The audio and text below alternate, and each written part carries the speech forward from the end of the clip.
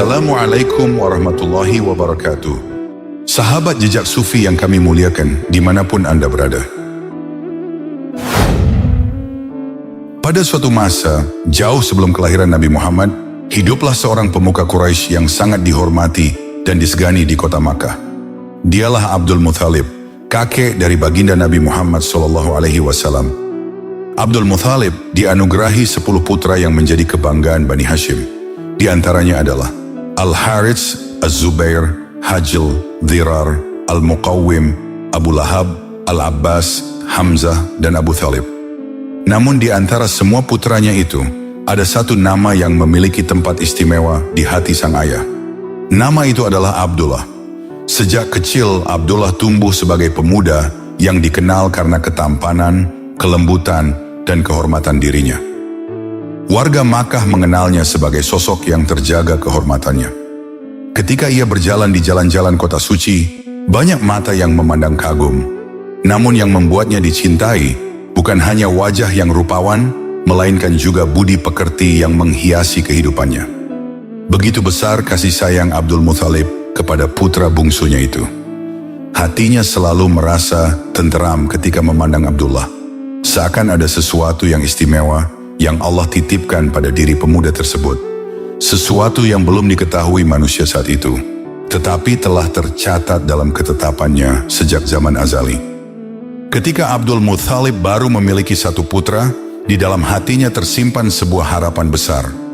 Ia menginginkan keturunan yang lebih banyak, agar dapat menjaga Ka'bah dan membela kaumnya.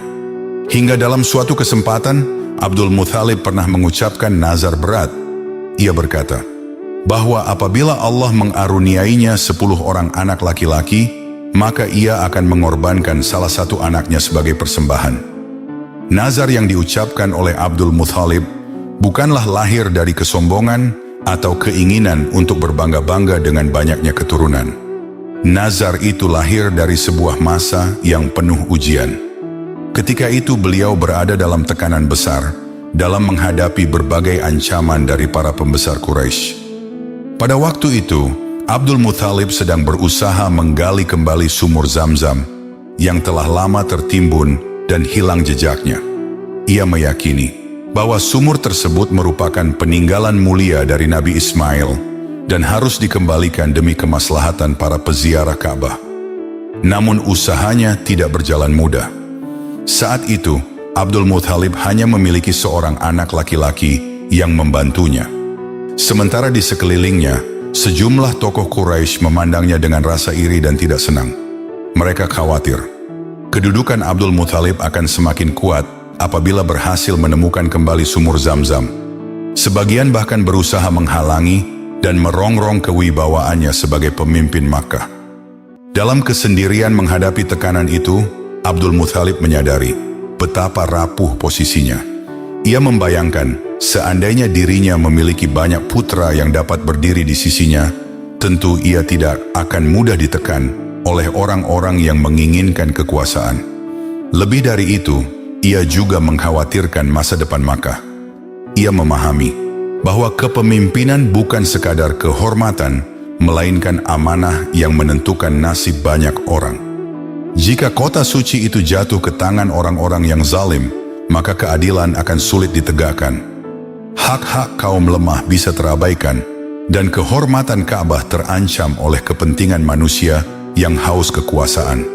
Karena itulah, ia memanjatkan doa kepada Allah dengan penuh kesungguhan.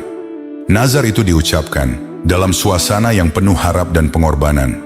Ia lahir dari kerinduan seorang pemimpin untuk memiliki penerus dan pelindung yang dapat menjaga kehormatan keluarga, membela kebenaran, serta mempertahankan keadilan di kota Makkah.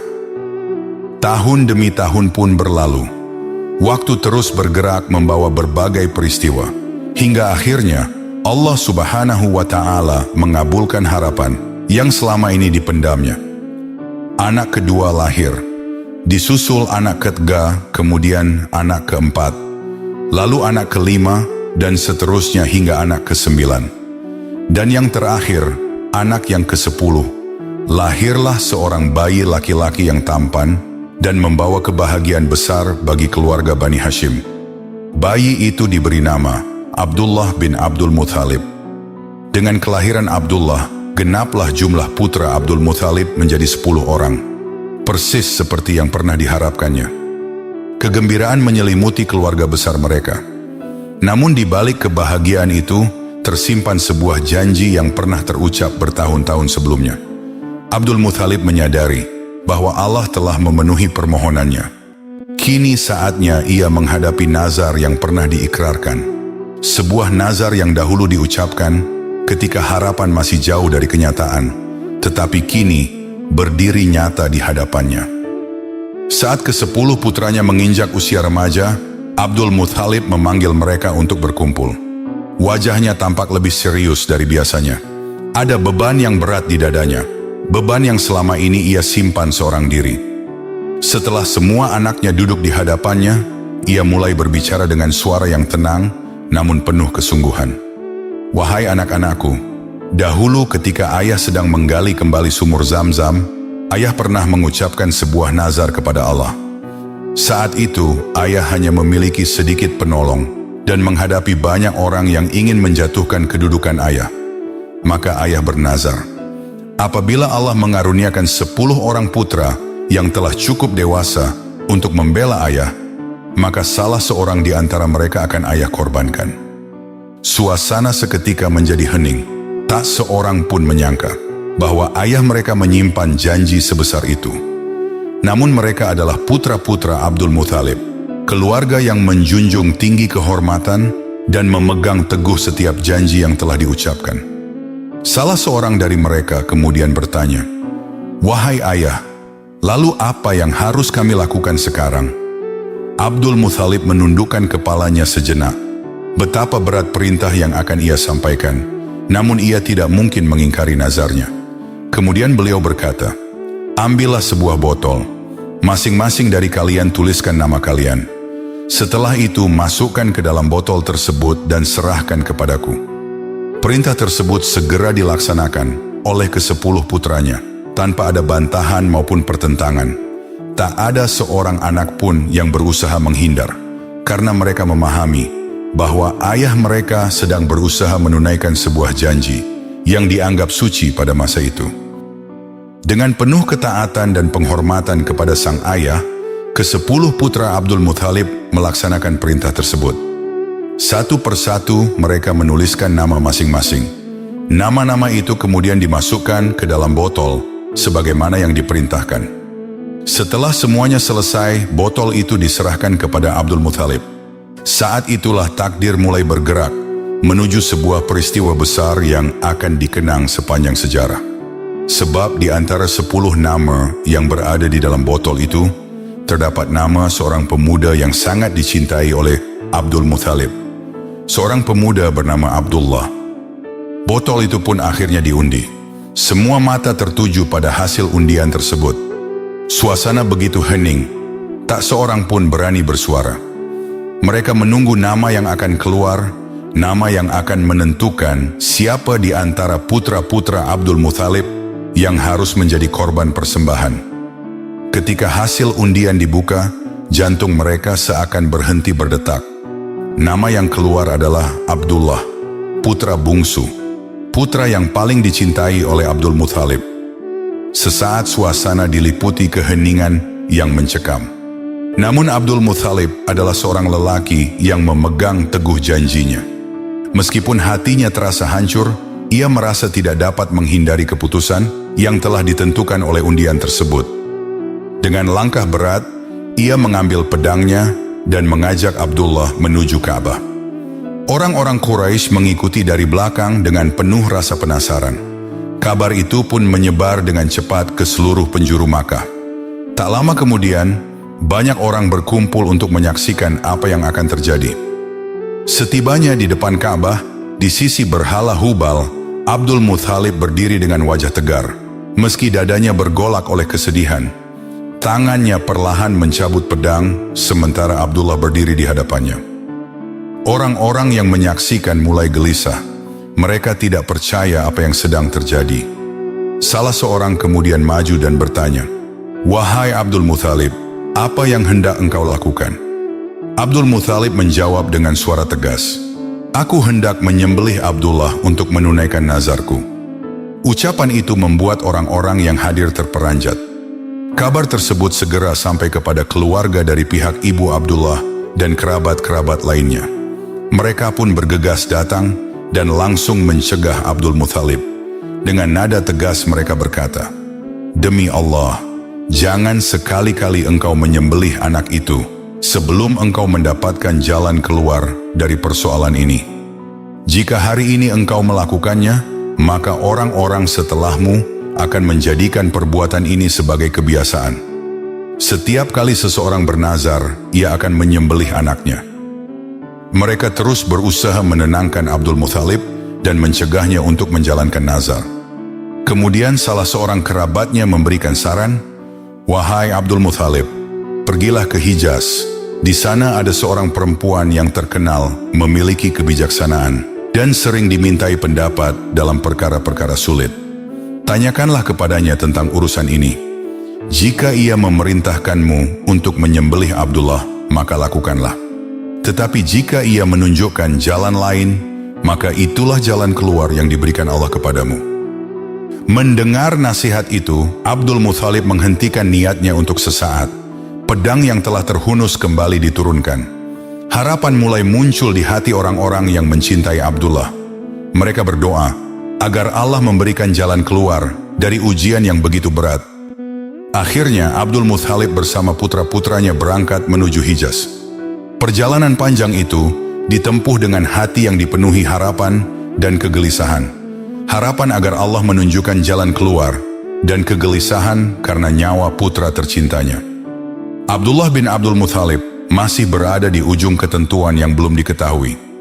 Setelah tiba di tujuan, mereka menemui seorang perempuan yang terkenal karena kebijaksanaan dan ketajaman pendapatnya. Kepadanya lah Abdul Muthalib menceritakan seluruh kisah yang telah terjadi. Ia berkisah tentang nazar yang pernah diucapkannya bertahun-tahun silam, tentang undian yang jatuh kepada Abdullah, dan tentang kegundahan yang terus menghimpit dadanya. Perempuan itu mendengarkan dengan penuh perhatian. Setelah beberapa saat merenung, ia pun berkata, "Pulanglah ke negeri kalian. Letakkan Abdullah di satu sisi dan 10 ekor unta di sisi yang lain. Kemudian lakukan undian. Jika yang keluar adalah nama Abdullah, tambahkan lagi 10 ekor unta. Ulangi terus hingga Tuhan kalian meridhoinya. Namun jika yang keluar adalah kata unta, sembelihlah unta-unta itu. Sebab itulah tanda bahwa Tuhan kalian telah menerima tebusan tersebut, dan saudara kalian telah diselamatkan." Mendengar petunjuk itu, hati Abdul Muthalib sedikit menjadi tenang. Ia merasa seolah secercah cahaya mulai tampak di tengah kegelapan ujian yang sedang dihadapinya. Mereka pun akhirnya kembali ke Makkah. Sesampainya di sana, persiapan segera dilakukan. Di hadapan Ka'bah, Abdullah berdiri dengan tenang. Wajahnya memancarkan keteguhan seorang pemuda yang rela menyerahkan dirinya kepada takdir. Tidak ada keluhan yang keluar dari lisannya. Tidak ada pula tanda-tanda ketakutan yang tampak di wajahnya. Di sisi lain, 10 ekor unta telah disiapkan sebagai tebusan. Suasana menjadi begitu hening.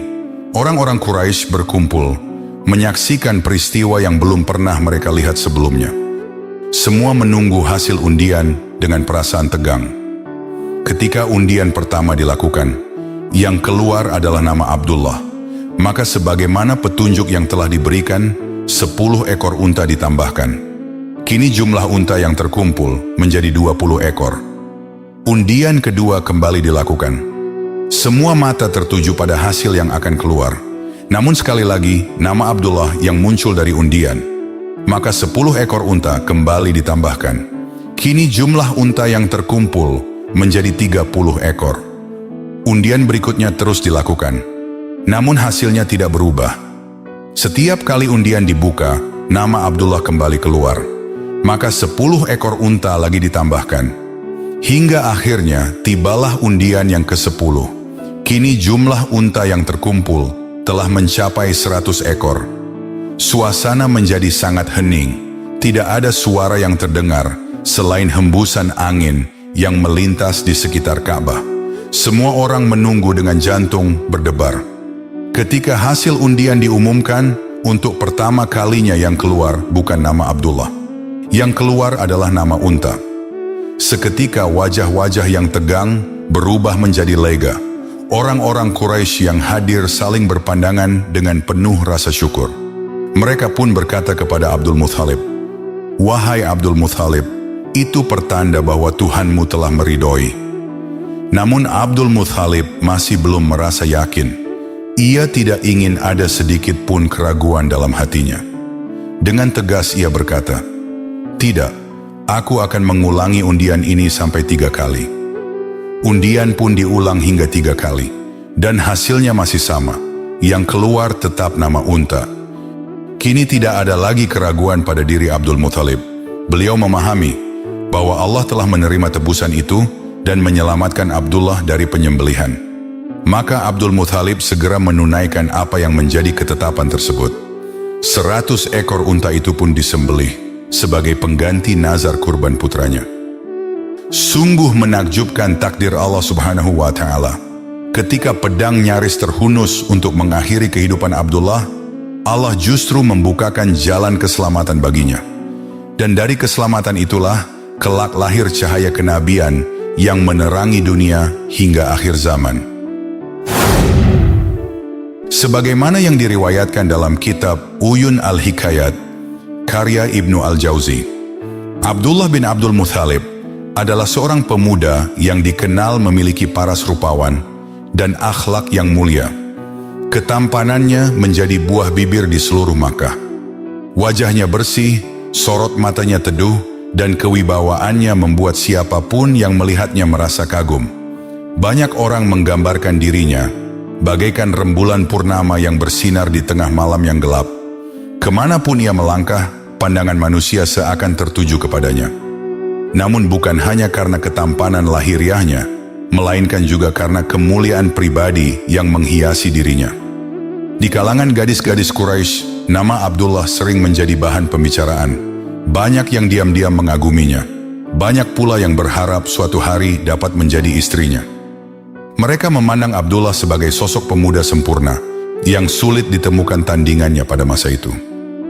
Bahkan menurut riwayat yang masyhur, pernah ada seorang wanita cantik dari kalangan bangsawan yang begitu terpikat oleh Abdullah.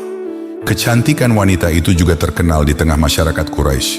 Banyak pemuda memimpikan dirinya, tetapi hatinya justru tertuju kepada Abdullah.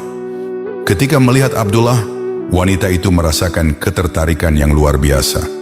Ia begitu terpesona hingga rela menawarkan imbalan yang sangat besar, yakni 100 ekor unta. Jumlah yang sama dengan tebusan yang pernah menyelamatkan nyawa Abdullah dari nazar ayahnya. Dengan tawaran yang menggiurkan itu, ia berharap dapat tidur dengan Abdullah meskipun tanpa ikatan pernikahan. Peristiwa ini terjadi ketika Abdullah sedang berjalan menuju rumah Wahab bin Abdul Manaf untuk menikahi Aminah. Saat menyusuri jalanan kota Makkah, beliau berpapasan dengan seorang perempuan yang terkenal karena kecantikan dan kemuliaannya. Sebagian riwayat menyebutkan bahwa perempuan itu bernama Fathimah binti Mur dari suku Khatsa'am. Riwayat lain menyebutkan namanya adalah Qatilah binti Naufal, saudara dari Waraqah bin Naufal. Perempuan itu bukanlah wanita biasa. Ia dikenal memiliki kecantikan yang memikat, masih berada pada usia muda, serta sangat menjaga kehormatan dirinya.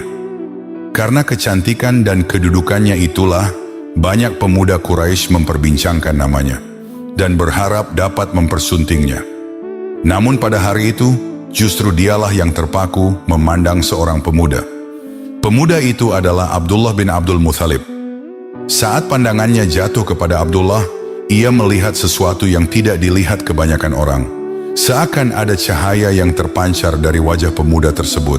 Sebuah cahaya yang menurut sebagian riwayat, dipahaminya sebagai Nur Muhammad, pertanda akan lahirnya seorang nabi besar dari keturunannya. Perempuan itu pun menghentikan langkah Abdullah. Dengan penuh rasa ingin tahu, ia bertanya, "Wahai pemuda, siapakah namamu?" Abdullah menjawab dengan sopan dan memperkenalkan dirinya. Begitu mengetahui bahwa pemuda di hadapannya adalah Abdullah bin Abdul Muthalib, Perempuan itu semakin yakin dengan apa yang dilihatnya. Lalu dengan terus terang ia berkata, "Apakah engkau bersedia tidur denganku? Aku akan memberimu 100 ekor unta." Tawaran itu sungguh luar biasa. 100 ekor unta pada masa itu merupakan kekayaan yang sangat besar. Apalagi yang menawarkan diri adalah gadis cantik dan mempesona. Terlebih lagi, dia adalah wanita terhormat dari kalangan bangsawan. Namun Abdullah adalah seorang pemuda yang menjaga kehormatan dirinya. Ia menatap perempuan itu sejenak, lalu menjawab dengan tegas namun tetap santun. "Jika engkau mengajakku kepada sesuatu yang terlarang, maka kematian lebih aku pilih daripada melakukannya. Namun jika yang engkau maksud adalah sesuatu yang dilakukan dalam jalan yang halal, maka aku harus mempertimbangkannya terlebih dahulu." Jawaban itu menunjukkan kemuliaan akhlak Abdullah. Ia tidak silau oleh kecantikan yang ada di hadapannya. Ia juga tidak tergoda oleh kekayaan yang ditawarkan kepadanya. Baginya kehormatan lebih berharga daripada harta, dan ketaatan kepada Allah lebih mulia daripada mengikuti hawa nafsu. Setelah pertemuan itu, Abdullah pun melanjutkan perjalanannya menuju rumah Wahab bin Manaf. Di sanalah berlangsung pernikahannya dengan wanita pilihan dari kalangan Quraisy yang mulia, yaitu Aminah binti Wahab. Pernikahan itu berlangsung dengan penuh keberkahan. Keesokan harinya, Abdullah kembali melewati jalan yang sama dan bertemu lagi dengan perempuan dari suku Khatsam yang sebelumnya pernah menawarkan 100 ekor unta kepadanya. Namun kali ini ada sesuatu yang berbeda. Perempuan itu tidak lagi memandangnya dengan antusias, sebagaimana sebelumnya. Tidak ada lagi tatapan penuh ketertarikan yang dahulu terlihat jelas di wajahnya. Abdullah pun merasa heran. Lalu ia mencoba bertanya, hanya sekedar memastikan, "Apakah engkau masih menginginkan apa yang pernah engkau tawarkan kepadaku?" Perempuan itu menggelengkan kepala dan berkata dengan nada datar, "Kemarin aku menginginkannya, tetapi hari ini tidak lagi. Aku sudah tidak memiliki keinginan terhadapmu." Jawaban itu membuat Abdullah semakin heran. Mengapa hanya dalam sehari bisa langsung berubah? Kemudian perempuan itu bertanya, "Apa yang telah engkau lakukan setelah pertemuan kita kemarin?" Abdullah menjawab dengan jujur, "Aku menikahi Aminah binti Wahab dan bersenggama selayaknya suami istri." Mendengar jawaban itu, perempuan tersebut terdiam sejenak. Lalu dengan nada yang tenang ia berkata, "Demi Allah, aku bukanlah wanita yang peragu, bukan pula wanita yang mudah berubah sikap terhadap keputusanku. Ketika pertama kali melihatmu, aku melihat cahaya kenabian pada wajahmu. Karena itulah, aku sangat berharap cahaya itu masuk ke dalam tubuhku. Namun Allah berkehendak lain. Dia menempatkan cahaya tersebut pada tempat yang telah Dia pilih." Perempuan itu kemudian menjelaskan bahwa ketertarikannya bukan semata-mata karena ketampanan Abdullah, melainkan karena sesuatu yang ia lihat terpancar dari dirinya, yakni sebuah cahaya kenabian. Peristiwa antara Abdullah dan perempuan jelita dari suku Khatsam itu dengan cepat menyebar ke seluruh penjuru Makkah. Para pemuda Quraisy menjadikannya bahan pembicaraan. Mereka merasa heran, bagaimana mungkin seorang wanita terpandang, cantik, dan menjaga kehormatannya tiba-tiba menawarkan dirinya kepada seorang laki-laki. Lebih hinanya lagi, laki-laki itu justru menolaknya. Sebagian orang mulai berprasangka buruk kepada perempuan tersebut. Bahkan, ada yang menganggapnya sebagai wanita murahan. Ketika berbagai tuduhan dan gunjingan mulai menyebar, perempuan itu akhirnya merasa perlu menjelaskan apa yang sebenarnya terjadi. "Kalian tidak memahami alasan yang membuatku melakukan hal itu. Demi Allah, aku bukanlah perempuan yang kehilangan akal atau menjual kehormatannya. Ketika aku melihat Abdullah, aku melihat sesuatu yang tidak kalian lihat. Aku melihat pada dirinya sebuah cahaya yang luar biasa. Cahaya yang seakan-akan akan menerangi seluruh penjuru dunia. Karena itulah aku berharap cahaya itu berpindah kepadaku. Namun Allah memiliki kehendak yang lain. Kini cahaya itu telah berpindah ke tempat yang telah dikehendaki."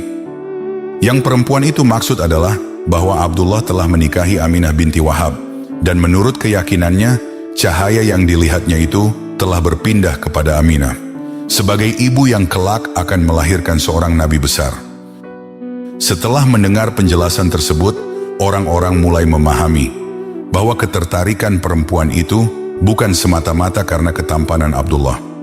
Ada sesuatu yang lebih besar, sesuatu yang ia yakini sedang menyertai pemuda tersebut.